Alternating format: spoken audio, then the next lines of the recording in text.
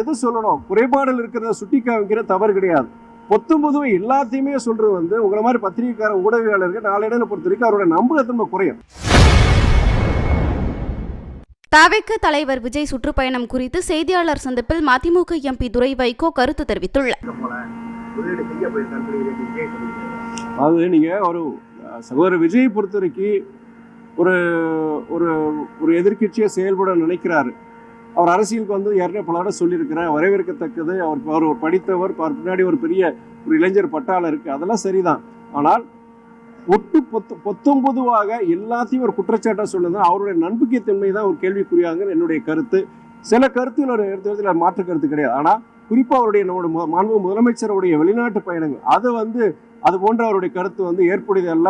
எல்லாருக்கும் தெரியும் தகுந்த ஆதாரங்கள் எந்தெந்த நிறுவனங்கள்லாம் முதலீடு செய்ய போறாங்க, எங்க அந்த முதலீடு செய்ய போறாங்கிறது அந்த தரவுகளோட தான் முதலமைச்சர் பதில் சொல்லியிருக்கிறாரு. பிரஸ் மீட்லயும் பேசியிருக்கிறாரு. கிட்டத்தட்ட 15,000 கோடிக்கு மேல அந்த தொழில் முதலீடுகள் வர்றதுக்கு உண்டான அந்த புரிந்துணர்வு ஒப்பந்தங்கள் MOUs சைன் பண்ணியிருக்கிறாங்க.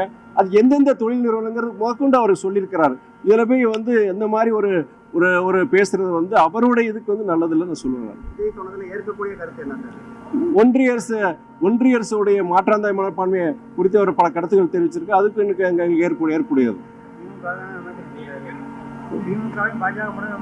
இல்ல. அவர் என்னன்னா இன்னைக்கு 2 அரசாங்கங்கள் விமர்சனம் செய்யறாரு. ஒரு எதிர்கட்சி ஒரு இயக்கத்தினுடைய தலைவரா அவர் விமர்சனத்துக்கு உண்டான அவருக்கு முழுமையான அந்த சுதந்திரம் இருக்கு. அதெல்லாம் இது கிடையாது. ஆனால் எது சொல்லணும், குறைபாடுகள் இருக்கிறத சுட்டி காமிக்கிற தவறு கிடையாது.